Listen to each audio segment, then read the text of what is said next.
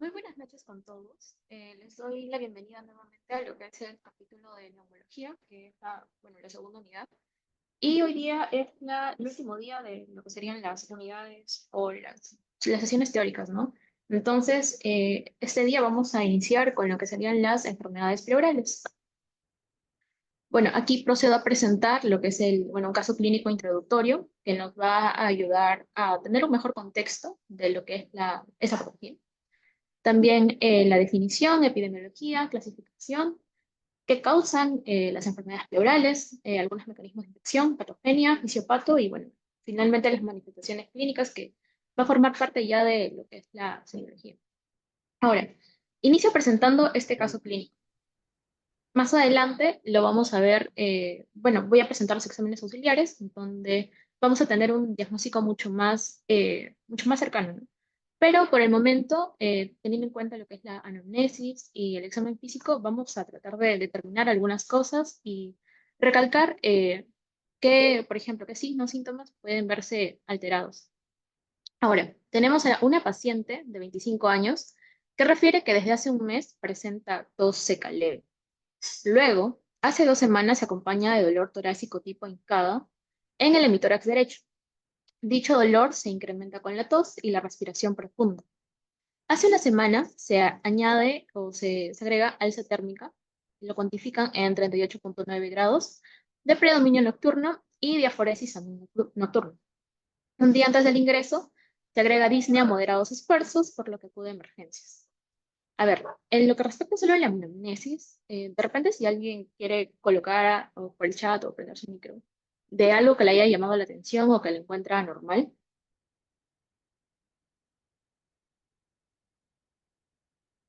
Ya, nocturno. Ajá, ya, está bien. Diaforesis nocturna, entonces que se caleva desde hace un mes, claro. Eh, muy bien, ya están dando incluso diagnóstico, muy bien. Pero bueno, además de lo que ya han mencionado, el dolor torácico, ¿no? Tipo hincado. También la tos, que no es productiva, el alza térmica, bueno, después la disnea. Y en cuanto a sus funciones biológicas, vemos que el apetito está disminuido, lo está conservado, pero se resalta la baja de peso en un mes, que también llama bastante la atención. Entre sus antecedentes, según la paciente, niega TB o contacto con alguna persona por TB y también hábitos nocivos como el tabaco. Dentro de lo que es el examen físico, encontramos que la presión arterial está en 100 sobre 70, dentro de lo normal, la frecuencia cardíaca en 96 latidos por minuto, la frecuencia respiratoria en 30 respiraciones por minuto, que está elevada, la temperatura en ese momento está en 38,5, que también, bueno, ya se consideraría fiebre, ¿no? Y encontramos que la paciente está en un regular estado general, regular estado de nutrición y de hidratación, a pesar quizás de la baja de peso. Su piel, sin embargo, está caliente, el tejido celular subcutáneo está algo disminuido, y en lo que respecta al aparato respiratorio, que es lo que quizás más nos interesa, encontramos que el murmullo vesicular pasa bien en el tórax derecho, pero sería aquí, en el tórax derecho hay un error, me parece, acá es izquierdo y acá es derecho. Y el murmullo vesicular va a estar, y las vibraciones vocálicas, es decir, si se le pide a la paciente que diga 33, 33, no se va a sentir nada, no se va tampoco a escuchar nada, van a ser abolidos. A nivel de los 2 tercios inferiores del hemitórax, acá debe ser derecho. No hay estertores en ninguno de los dos campos. Y en lo que respecta a lo demás, aparatos cardiovascular, genitourinario, neurológico, abdomen, todo está dentro del órgano. Entonces ya hemos señalado algunos signos y síntomas que nos ha llamado la atención. E incluso una persona ya ha dado un diagnóstico probable, ¿no? Debe. Pero veamos el por qué. Ya. Ahora, en lo que respecta a las enfermedades pleurales, vamos a recordar un poco de lo que es la anatomía. Entonces, ustedes se estarán preguntando, enfermedades pleurales, debe estar relacionado obviamente con la pleura, ¿no? ¿Qué va a ser la pleura? Pues va a ser una membrana, una doble membrana serosa, parietal y visceral. La parietal va a estar pues adherida a lo que es la caja torácica y la visceral recubriendo a lo que es el pulmón. Acá, por ejemplo, si le hacemos un recorte a lo que es la parrilla costal y bueno, una parte de lo que es el pulmón, para tratar de presentar las estructuras que van a conformarla, ¿no? Desde el exterior hacia el interior. En la parte más superficial encontramos a la piel, la fase superficial, Y los músculos de la respiración, los serratos, los intercostales externos, internos. Por otra parte, también encontramos el ván intercostal, vena lateral del nervio, y lo que nos interesa, la pleura parietal y la pleura visceral. Vemos que la pleura parietal y visceral no están como que unidas entre sí, no están sí, súper, súper pegadas, sino hay un espacio, un leve espacio. Y luego el flujo. Ahora, ¿qué otras características podemos atribuirle a la pleura? Que, bueno, va a estar constituida por células mesoteliales, ¿no? Que van a constituir, pues, ese tejido llamado mesotelio, que es del tipo simple escamoso. Y ese epitelio, pues, también va a ser permeable, ¿no? Y va a contar con microvellosidades que van a ser importantes porque van a generar algún tipo de fluido lubricante, que es medio ceroso, y que va a favorecer también a que no haya tanta fricción. Además, encontramos al líquido pleural, que va a ser muy importante, ya vamos a ver el porqué, y su producción se da entre 0,1 a 0,2 mililitros por kilogramos en una persona normal. Ahora, por otra parte, la inervación, por ejemplo, a nivel de la pleura parietal, va a estar dada principalmente por los nervios costales, ¿no? Y a diferencia de la visceral, que no va a contar con fibras sensibles al dolor, la pleura parietal sí. Entonces, cuando nosotros decimos, ay, yo siento un dolor así que pintada, ¿no? Que es el típico del dolor pleurítico, pues lo que va a doler más o lo que duele en sí es la pleura parietal. Ahora, acá vemos un poco la estructura, o bueno, cómo los órganos o estructuras adyacentes con los que va a estar la pleura. En cuanto a la pleura parietal, la pleura cervical, a nivel costal, bueno, con la cardia costal, el mediastino, el diafragma hacia la parte inferior. Bueno, acá tenemos al cúpula del diafragma. Y por otra parte, los recesos a nivel costomedial y costodiafragmático. El último de estos es el más importante porque es, digamos, el primero en donde suele acumularse el líquido. Y bueno, cuando nosotros realizamos una radiografía, ya sea en una vista lateral o bueno, vista posterior, vamos a ver cómo estos dos espacios, cómo estos dos recesos van a estar ocupados, ¿no? Ahora, ¿qué funciones va a desempeñar la pleura? Va a permitir, pues, facilitar lo que es el movimiento, ¿no? Porque, digamos, en lo que es el espacio pleural, hay una presión negativa que va a favorecer a lo que es digamos, a la forma, a que hay algún tipo de adherencia. Es como si nosotros tuviéramos dos placas de vidrio y entre esas hay un poco de líquido. Entonces, si nosotros intentamos separarla, pues como que hay algún tipo de resistencia. Entonces, por ejemplo, cada vez que nosotros expandimos la caja torácica, los pulmones también van a expandirse con ello, ¿no? Porque normalmente los pulmones tienden a colapsar. Entonces, de una u otra forma, esta presión negativa contribuye a que se mantenga pues, la forma y también se facilita el movimiento. Por otra parte, también al ser, digamos, una membrana que recubre, están protegiendo a los pulmones y, bueno, manteniendo la forma, por lo que ya expliqué anteriormente. Ahora, eh, ya explicamos un poco lo que es la anatomía, ahora vamos a la fisiología. Esto, bueno, acá tenemos lo que es la pleura visceral, la pleura parietal y el espacio pleural entre ambos. Vamos a ver que tanto la pleura parietal como la pleura visceral van a estar, van a encontrarse capilares, ¿no? Estos capilares pues van a tener unas células endoteliales. Ahora, estos, bueno, van a, digamos, para que se produzca el líquido pleural, van a entrar a juego dos tipos de presión, la presión oncótica y la presión hidrostática. Si vemos en este gráfico, la presión oncótica, que está determinada por la cantidad de proteínas en la sangre, principalmente por la albúmina, que va a ser producida por el líquido, va a ser prácticamente similar o igual en ambos capilares, tanto de la pleura visceral como de la pleura parietal. Sin embargo, la presión hidrostática, que es la determinada por la cantidad de líquido de agua a nivel de la sangre, pues va a ser mayor a nivel de la pleura parietal. Entonces, recordemos que bueno, ¿cómo va a pasar el líquido? Pues hacia adentro. Como hay un desequilibrio o la pleura parietal tiene una mayor presión, el líquido entra. Pero no debe solamente entrar, ¿no? También para que se mantenga, digamos, en equilibrio, debe haber algo que lo reabsorba. Y esta reabsorción va a estar dada por los endosomas, que van a drenar luego a lo que son bueno, a los conductos linfáticos. Ahora, sí, si hay alguna alteración a nivel de estas dos presiones, sea la presión hidrostática o la presión oncótica, pues hay una mayor producción de lo que es el líquido, una mayor acumulación de líquido, que va a rebasar a la capacidad de estos endosomas de los vasos linfáticos de poder reabsorber. Recordemos, la presión hidrostática es la que, digamos, empuja el agua hacia afuera y la presión oncótica es la que digamos, succiona o jala. Ya. Ahora, ¿por qué se va a producir? Bueno, sería la diferencia de las presiones hidrostáticas oncóticas entre los capilares de ambas hojas cerebrales.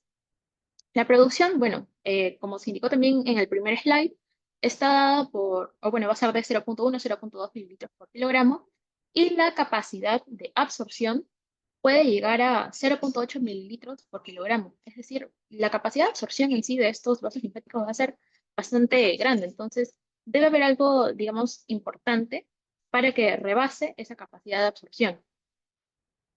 ¿Cuáles van a ser, cuáles van a ser bueno, esas alteraciones? Pues que haya, por ejemplo, un aumento de lo que sería la presión hidrostática con respecto a la presión oncótica. Implica que haya una mayor presión hidrostática, que haya una mayor pues, cantidad de líquido, ¿no? Por ejemplo, ¿qué cosa es, digamos, de líquido? ¿Qué cosa va a determinar la llegada del líquido a este nivel? Pues la presencia de sangre, una mayor cantidad de sangre a nivel de los capilares. ¿Y eso por qué se va a producir?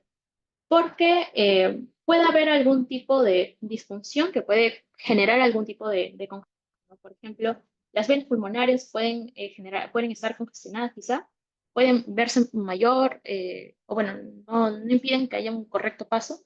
Entonces hay una mayor congestión, por lo tanto también los capilares van a tener una mayor cantidad de sangre, la presión hidrostática va a exceder a la presión oncótica, se va a romper ese equilibrio y por ende entra más agua, entra más agua.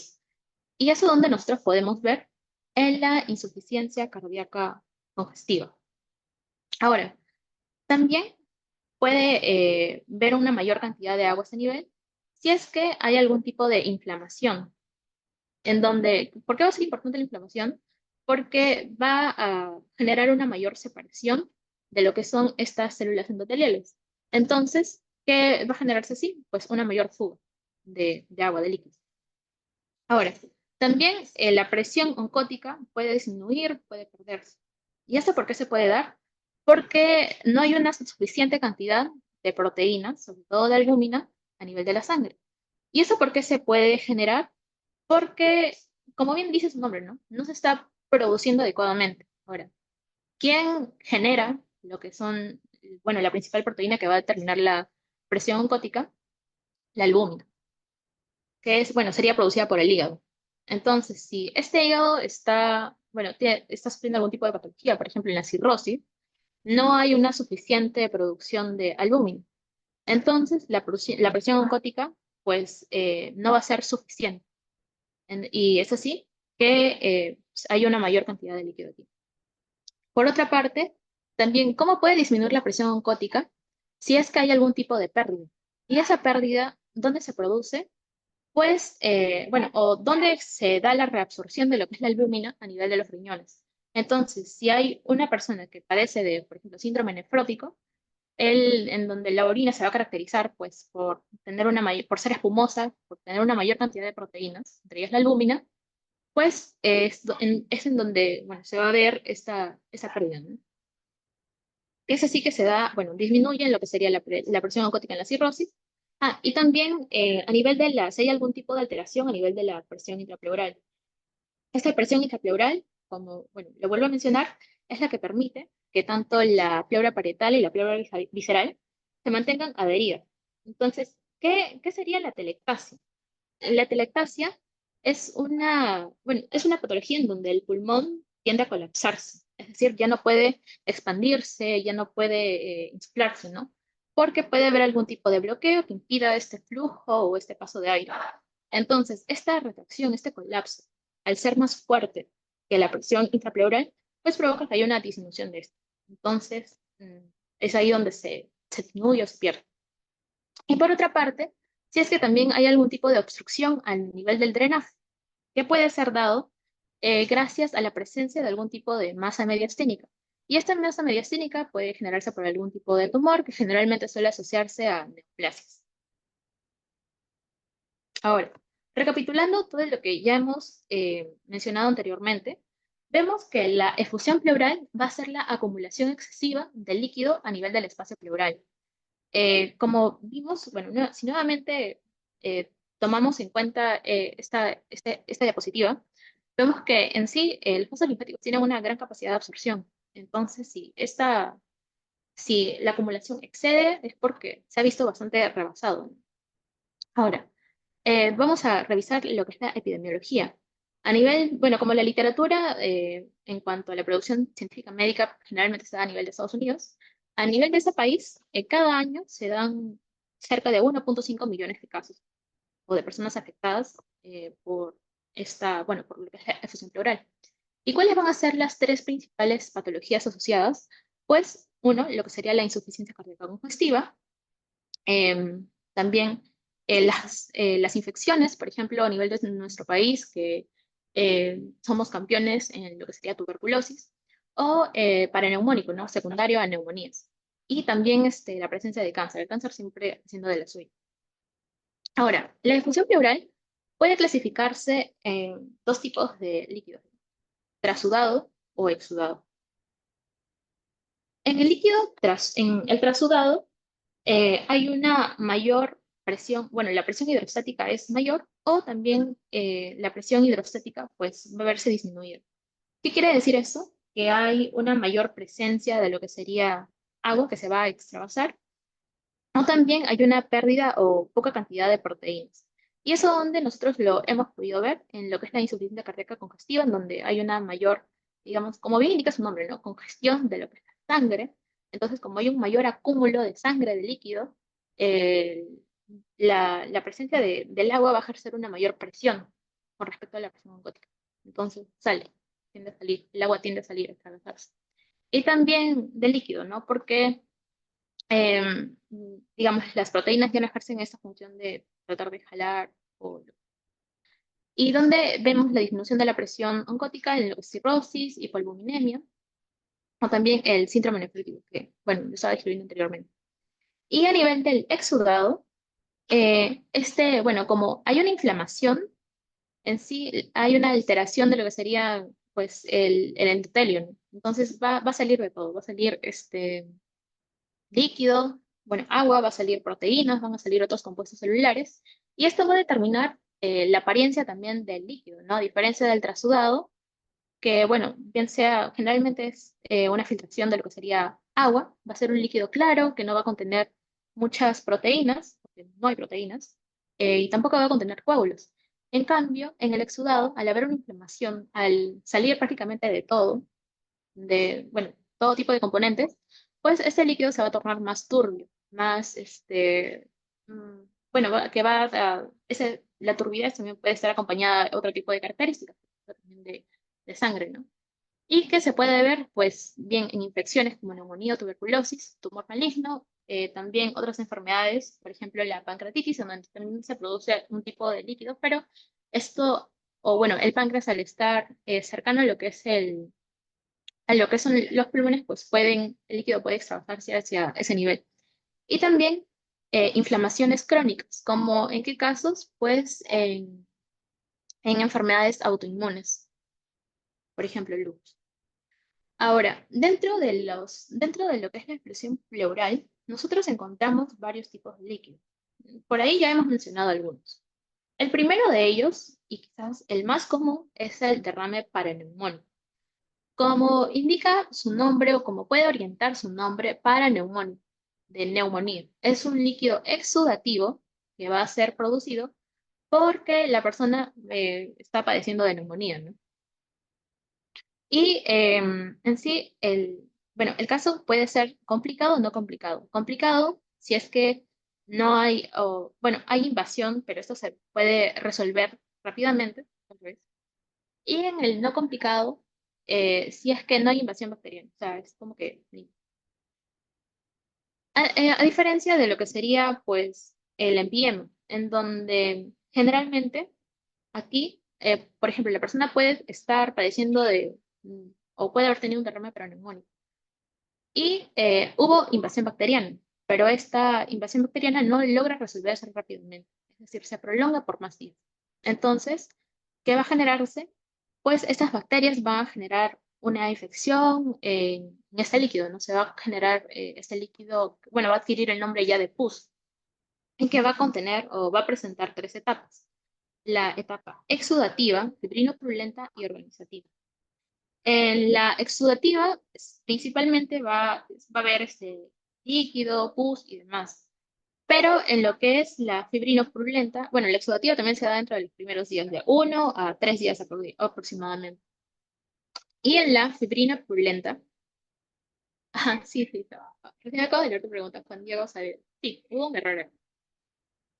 En la fibrina purulenta, como indica su nombre, ya no solo hay pus y líquido, sino también va a haber presencia de lo que es fibrina. Y también bueno, los polimorfos nucleares, que son este tipo de leucocitos, pues van a formar o van a ayudar a lo que es la presencia de tabiques, también de bolsas.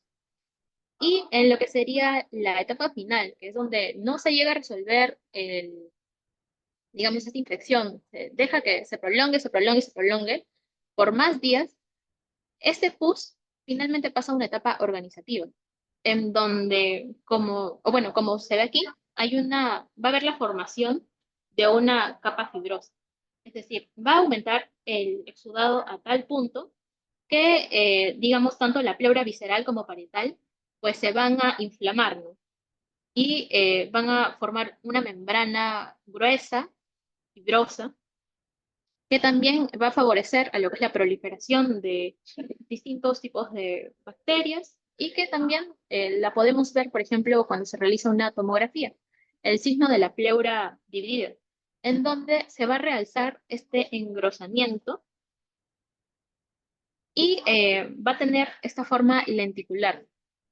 A diferencia de la presencia de abscesos pulmonares, también pueden darse por algún tipo de infección, pero no tiene esa forma lenticular, sino es como que más circular.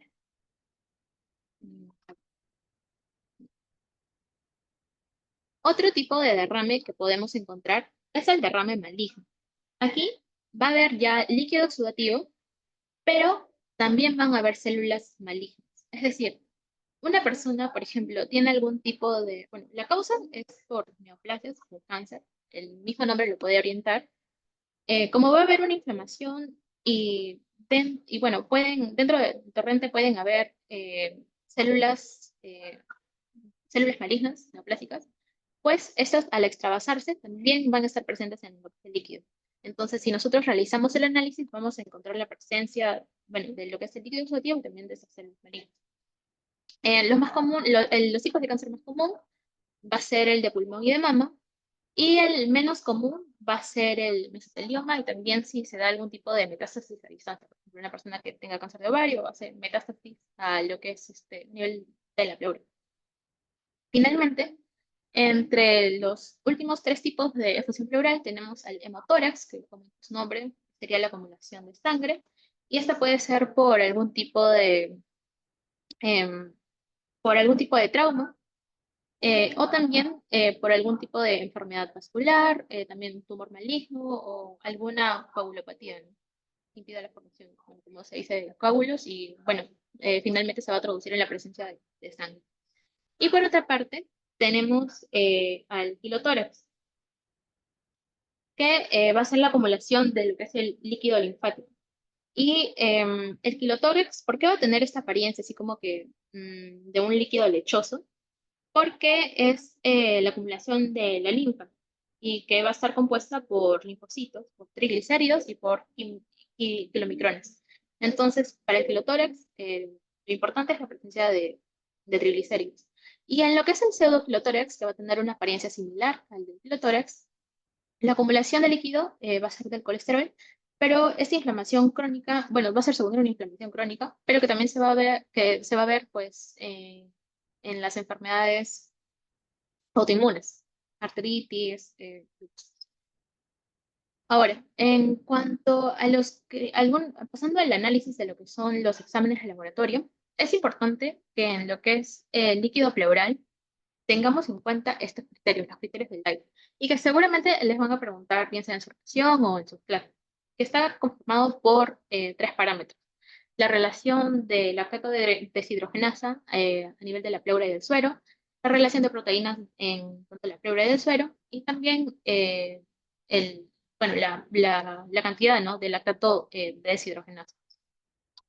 Entonces, nosotros cuando realizamos el análisis del líquido pleural, van a ver, eso va a ser contenido en frasquitos que van a ser llevados por diferentes tipos. Un frasquito va a ser para lo que es el análisis citológico, es decir, de la presencia de, bueno, analizar a las células presentes, las células mesoteliales, o también si hay algún tipo de células inflamatorias o de células malignas. El análisis bioquímico, que es el que nosotros estamos viendo principalmente aquí, la glucosa, la proteína, el pH. También el GRAM para ver la naturaleza de las bacterias. Y si fuera tuberculosis, se pide bueno, el ADA, ¿no? Ahora, volviendo a lo que son los criterios de Lai, ¿tiene esa apariencia? Vemos que cuando es trasudado, esta proporción es menor, es decir, va a ser menor a 0,6. Y en el exudado, pues la relación de LDH de suero va a ser mayor a 0,6. ¿Por qué sería mayor? Ustedes estarán preguntando, ¿por qué las proteínas también, tanto a nivel a nivel del exudado, pues es mayor en estos dos puntos?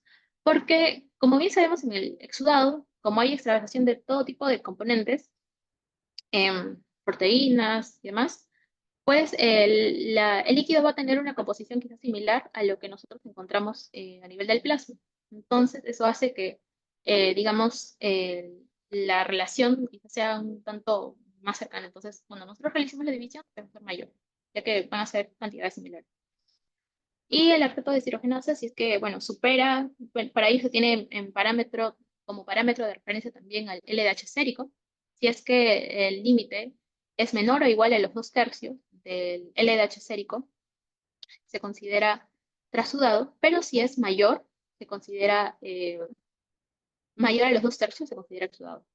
Por otra parte, también la glucosa, si es que hay un mayor consumo de glucosa por los patógenos, también esta tiende a disminuir, por eso es que es menor bueno, a 60 miligramos por litro, que es un punto de corte.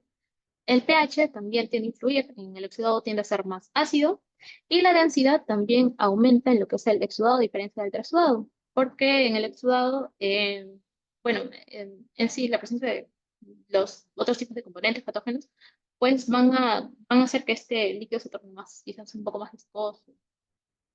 Ahora, en cuanto a los derrames exudativos, vamos a encontrar también algunos parámetros que pueden orientarnos quizás a algún tipo de causa. Por ejemplo, lo que estuvimos describiendo anteriormente, que era la apariencia. Si es que este líquido tiende a ser, bueno, ustedes quizás también en sus ocasiones, si es que ya viste en los hospitales, han visto cómo es el pus, que es así como que eh, habría que decirlo, verde, verde amarillento, va a orientar a un MPM. Si ven que hay presencia de sangre, orienta más a que hay algún tipo de hemotórax o también embolia pulmonar. Y si es lechoso, como se describió, al quilotórax, la presencia de linfa. Ahora, si los leucocitos aumentan en una mayor proporción, bueno, superior a 10.000 células por milímetro cúbico, el exudado va a tener una naturaleza, bien sea por derrame paraneumónico, empiema o autoinmune, por la inflamación que se da bueno, en esas enfermedades.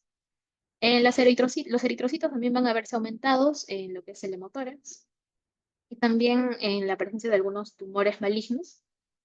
Y en lo que respecta a los triglicéridos, pues lo que describí anteriormente, clotórax, y bueno, la milasa que se orienta a lo que es pancreatitis. Y es importante que para que se considere exudado, no es necesario que se cumplan estos tres criterios de Lai. Basta que se cumpla uno de ellos y, bueno, la bibliografía indica que puede considerarse como exudado. Si es que encuentran ustedes alterado la relación de LDH0 o de proteínas o de LDH a nivel del líquido pleural, pues pueden considerarlo alterado, ¿no? Si es que al menos encuentran uno de ellos. Si pasamos a lo que es el diagnóstico, les llega a su paciente y les mandan a hacer la historia clínica, ¿ustedes qué van a tomar en cuenta o para el momento de hacer el interrogatorio? Pues, bueno, en sí van a ver cómo llega, ¿no? Van a ver que está cansado, va a tener dificultades para poder respirar. eh, Entra sudado, no hay, tienen que cumplirse, si no me equivoco, los tres criterios, ¿no? Tres criterios, sí. En lo que es sigue describiendo los síntomas. Va a presentar disnea, que puede progresar. El dolor pleurítico también, que es tipo punzante, falta agregar punzante, y que va a aumentar al momento de hacer la inspiración. También la tos seca, que no va a ser productiva porque en sí es como que un derrame a nivel de ese espacio, ¿no? No es que hay alguna manera de poder, digamos, expectorar. Y también, si es que la persona les refiere que ha presentado sensación de alza térmica, ustedes cuantifican al momento de tomar la temperatura, que esta está elevada, pues orienta a un origen infeccioso. Ahora, en lo que es el examen físico, recordemos los cuatro pasos: inspección, percusión, palpación, auscultación. A nivel de la inspección, vemos que hay asimetría. O sea, uno de los hemitórax va a tender a expandirse más con respecto al otro. Porque, bueno, recordemos la alteración de la presión intrapleural, pues no va a permitir que se pueda movilizar adecuadamente el tórax, no tienda a expandirse como deba ser. Por otra parte, también al haber disnea y esta dificultad para poder respirar adecuadamente, la persona va a tratar de compensarlo. ¿Y cómo lo vamos a ver? Pues con la presencia del tiraje intercostal y también de taquipnea, la respiración acelerada. Por otra parte, al momento de hacer la palpación, ustedes colocan la palma de su mano o el dorso de la palma de su mano comparativamente en ambos hemitórax, o perdón, y van a notar que en uno de ellos quizás no se va a sentir esta vibración, ¿no? Que produce, por ejemplo, el decir 33 o ferrocarril. Entonces, normalmente debería haber, pero como hay algún, digamos, bueno, ese líquido va a estar impidiendo que se transmita adecuadamente, pues no se va a sentir. Por otra parte, también al realizar la percusión, encontremos que hay matidez en la zona afectada. Y la auscultación, finalmente los ruidos respiratorios pues no van a ser presentes, van a ser ausentes. Y vemos que puede haber eufonía, que es esto como esa voz de cabra. Y también si es que hay algún tipo de inflamación de lo que es la membrana pleural, se va a generar ese brote pleural, que es parecido al ronco, que ya lo pueden, bueno, lo van a escuchar quizás cuando les den el manual. Hay unos audios en YouTube que les pueden orientar mejor y que van a persistir tanto en inspiración como expiración. Ahora, con respecto a las imágenes, generalmente lo ideal o lo que se suele pedir a primera instancia es una radiografía y también otro tipo de exámenes de imagen como una ecografía para poder realizar la paracentesis. Pero a primera instancia se suele pedir una radiografía y van a ver que va a estar ocupado, por ejemplo, o van a ver como una masa radiopaca o blanquita, como quieran decirlo. Y en este caso, por ejemplo, prácticamente ya ha ocupado ambos tipos de recesos, ¿no? Además, algo que es característico es que en la radiografía se puede ver lo que es la curva de Damascene, que o sea, no, el líquido pleural no se forma, o en la radiografía no se ve como que el límite de manera horizontal, sino tiende a ser como que medio curvo. ¿Y esto por qué es? Porque a nivel apical, la presión negativa tiende a ser un poco más fuerte. Entonces, ¿qué hacemos? Recordemos que hacía la presión negativa como que jala, jala a lo que es la pleura, bueno, demás. Y entonces eso también va a provocar que como que el líquido se vaya hacia, tienda a tener esta forma, ¿no? Como que curva. Eh, y en derrames masivos, por ejemplo, pueden apreciar el desplazamiento o la desviación de la tráquea y también del mediastino. Ahora pasamos al otro tipo de alteración, que es el neumotórax. Ahora, ustedes se estarán preguntando, ¿qué es el neumotórax? Si ya hubo acumulación de líquido, ahora también va a haber acumulación de aire. Es la acumulación de aire a nivel de espacio pleural. En cuanto a la epidemiología, puede haber, bueno, siendo un pequeño adelanto, hay de dos tipos. Primario, perdón, espontáneo y traumático. Dentro del espontáneo, el del tipo primario, que no hay alguna causa conocida o alguna patología de fondo que genere este neumotórax, pues va a estar presente, bueno, de acuerdo a la revisión en hombres, en una proporción de 6:1 con respecto a las mujeres, y también en jóvenes, ¿no? En personas menores de 45 años. Por su propia constitución, digamos, tienden a ser más, bueno, jóvenes que sean como que altos, delgados. También en lo que es el neumotórax secundario, algún tipo de enfermedad, tiende a ser es presente en personas de mediana edad que padezcan, por ejemplo, de POC, de asma, y que van a favorecer a que se formen unas bulas que ya vamos a describir más adelante, o bueno, en unos minutos. Y la proporción entre hombres y mujeres, la incidencia de hombres y mujeres es un tanto menor con respecto al neumotórax espontáneo primario, va a ser en este caso de 3:1. Y por otra parte, el neumotórax traumático, el más común es el iatrogénico, el que se genera por los médicos o, bueno, por el personal médico al momento de hacer la toracocentesis para poder analizar líquido pleural. Quizás no tienen una buena referencia con respecto a las estructuras anatómicas o no han localizado bien dónde realizar la punción y lesionan, lesionan la pleura. En cuanto a la clasificación, bueno, yo digo espontáneo o traumático. Espontáneo que se genera, em, digamos, por sí mismo. Hay dos subtipos, el primario y el secundario. El primario es el que no va a estar, no va a estar presente una enfermedad de fondo, es decir, que por la propia constitución de la persona se van a formar como que ciertas bolsitas, ciertas burbujas, a nivel de la parte apical, en la zona subpleural, y que pueden reventarse espontáneamente, es decir, no es que realice algo especial que favorezca esa ruptura.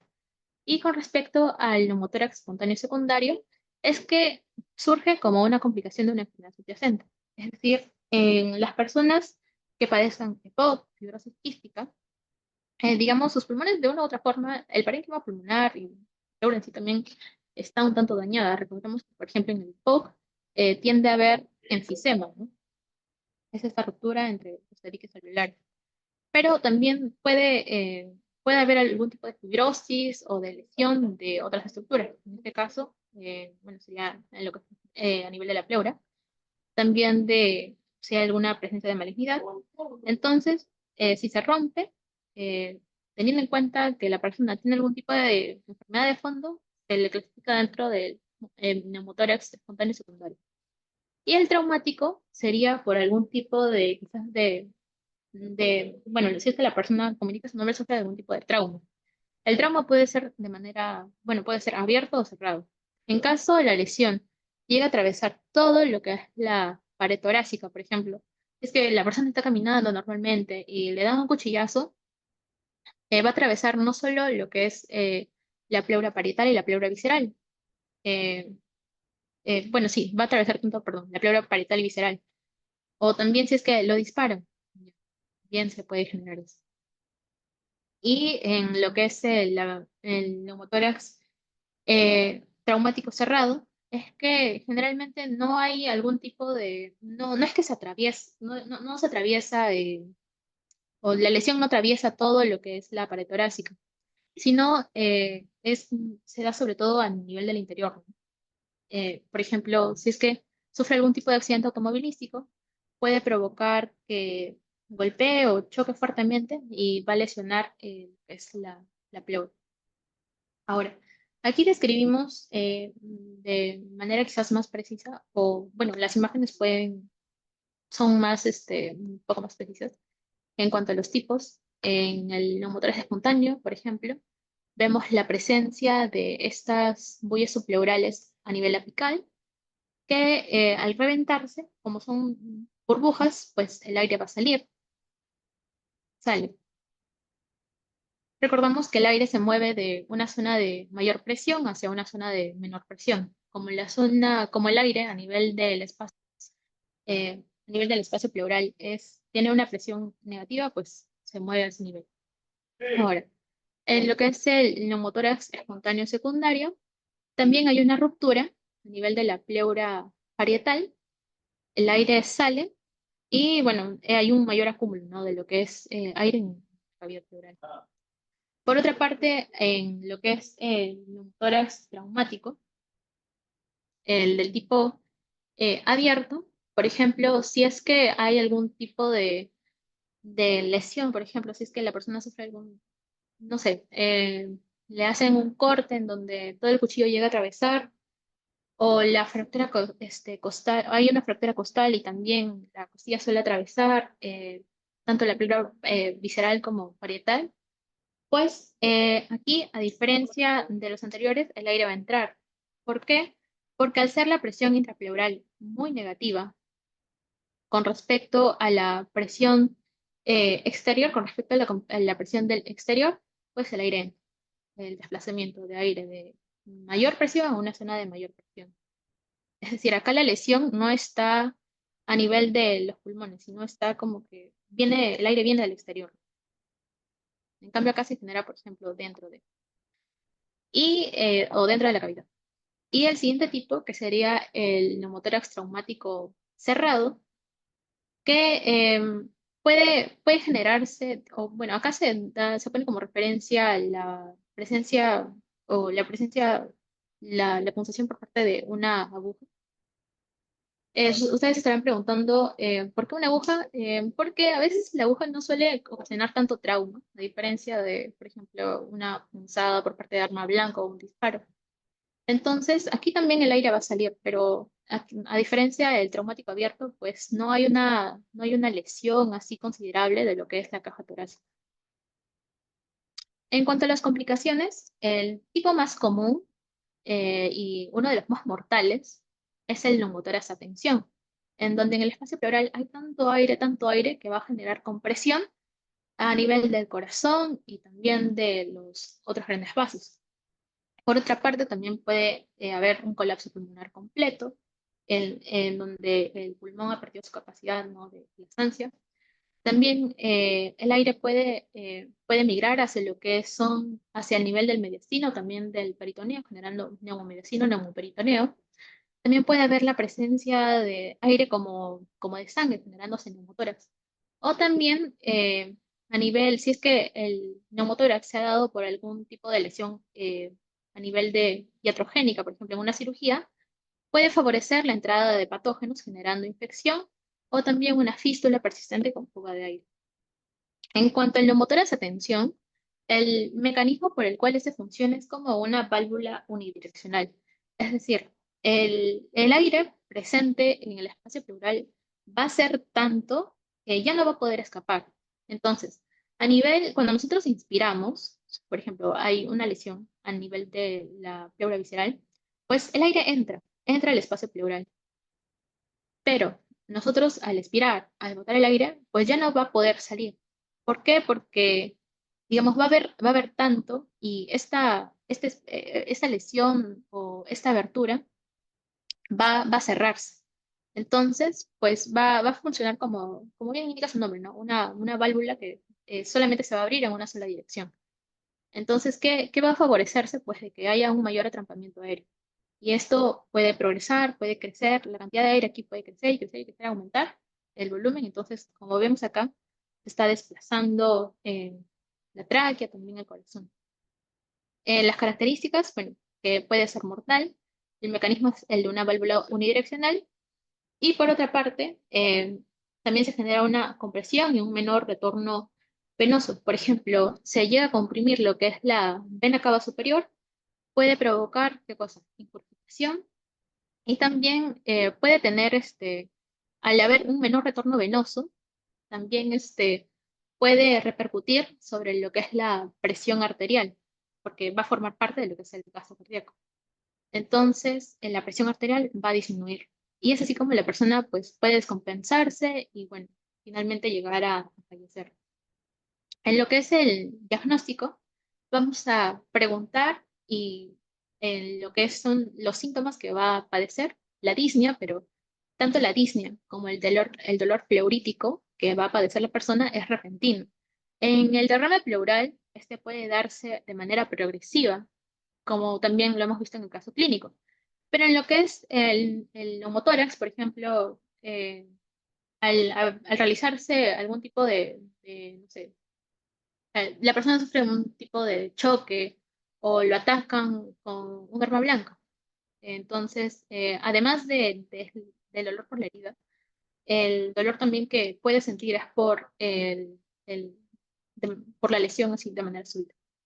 Y en cuanto a sus antecedentes, tomar en cuenta si es que sufre, por ejemplo, de fibrosis, de asma, de EPOC, que pueden orientar quizás a un neumotórax de origen espontáneo secundario. También si es que ha sufrido algún traumatismo reciente, por ejemplo, puede haber tenido algún tipo de choque automovilístico, quizás externamente no presenta algún tipo de lesión, pero internamente sí, la pleura se ha visto lesionada. Y también si es que presenta hábitos nocivos como el tabaquismo, que está relacionada a las enfermedades de fondo, ¿no? Por otra parte, en cuanto al examen físico, también va a ser similar a lo que es el derrame pleural. Va a haber una disminución de lo que es la expansión torácica, una asimetría. También, al no darse adecuadamente lo que es el intercambio gaseoso, se va a traducir en lo que es cianosis, sea a nivel de sus uñas, por ejemplo, de los dedos, por ejemplo. También la taquimia y el tiraje. Por otra parte, en la palpación también, al haber algo que impida, digamos, escuchar adecuadamente el paso de aire, porque va a haber aire, valga la redundancia, a nivel del espacio pleural, va a haber una ausencia de lo que son las vibraciones vocálicas, si ustedes colocan su mano, y también al momento de quizás están viendo lo que es la afección y demás, pueden notar algún tipo de desviación a nivel de las tráqueas. También se va a auscultar, va a ser muy resonante, muy, muy timpánico. ¿Por qué? Porque va a ser como una caja completamente llena de aire. Y por otra parte, en, en lo que respecta a la auscultación, los ruidos respiratorios también van a estar ausentes y si es que ocurre algún tipo de inflamación de las hojas pleurales, pues se llega a auscultar lo que es el picote pleural, que nuevamente voy a mencionar, es como un roncus, pero que va a estar presente tanto en inspiración como en la inspiración. Y en lo que es la imagen, a diferencia de lo que es el derrame pleural, que se ve más radiopaco, ese va a ver más radiolúcido. También, miren, cómo está desviando lo que es la tráquea. Los espacios intercostales también suelen quizás aumentar de tamaño. El diafragma también no tiende a estar elevado, ¿no? O bueno, el espacio en sí del pulmón tiende a ser el volumen tiende a ser bastante con respecto a lo que sería una placa radiográfica normal. Y bueno, por último, si queremos nuevamente dar un vistazo en lo que es el caso clínico, pero esta vez teniendo en cuenta ya no solo la anamnesis y el examen físico, sino también los exámenes auxiliares, vemos que aquí en el hemograma, en esta paciente mujer de 25 años, va a presentar 7.800 también proteínas séricas en 6,8, albúmina, globulinas, una hemoglobina en 10,2. Sería bueno que acá nos tengan el LDH. También una radiografía de tórax, que presenta una opacidad homogénea que ocupa los dos tercios inferiores del hemisferio izquierdo. Y en la toracocentesis, porque bueno, se va a sospechar de derrame pleural, teniendo en cuenta la clínica que presenta. Se obtiene un líquido amarillo citrino espumoso. Si es un líquido amarillo citrino espumoso que puede orientar quizás un yema, bueno, un origen infeccioso, ¿no? Luego se le realiza el estudio de líquido pleural, encuentran proteínas en 4,2 gramos y la albúmina en 2,8. Realizamos la relación de albúmina y de la albúmina en líquido pleural y sérico. Esta probablemente supere lo que es, bueno, 0,5. También encuentran la presencia de células por campo en 110, a predominio mononuclear. Se le realiza un test de ADA. ¿Un test de ADA para qué era? Para tuberculosis. ¿Por qué sospechan que es tuberculosis? Y por aquí también una persona mencionó que el diagnóstico podía ser tuberculosis, porque viendo, bueno, haciendo o dando quizás un preámbulo a lo que vamos a ver en la siguiente clase, que es de enfermedades infecciosas, pues la tuberculosis suele presentarse con, bueno, la forma de inicio no es súbita, es progresiva. También hay una baja de peso, la disnea también suele incrementarse. La tos puede ser, la tos llega a ser productiva, el alza térmica, también la diaforesis a predominio nocturno, pero lo que orienta que no solo la patología esté en lo que es el parénquima pulmonar, sino se haya extendido al nivel de la pleura, es el dolor tipo hincada, ¿no? Y también la radiografía, bueno, se le ha pedido en el modelo. Y encuentran que hay 55 unidades. También el LDH está bastante elevado, en 230 unidades. Y sospechando pues que se trate de una tuberculosis, le han pedido un gene expert y estudios así. Entonces, ¿quién dijo tuberculosis? Em, John Vargas, sí, ha tenido. Ha sido un derrame pleural de tipo exudado por tuberculosis, teniendo en cuenta la clínica y finalmente los exámenes posteriores. Ello sería todo en cuanto a las enfermedades pleurales. Si tienen algún duda, pueden escribírmelo por el chat o en su micro. O en tal caso, enviarme un correo, que es, bueno, mi correo está al inicio de la presentación.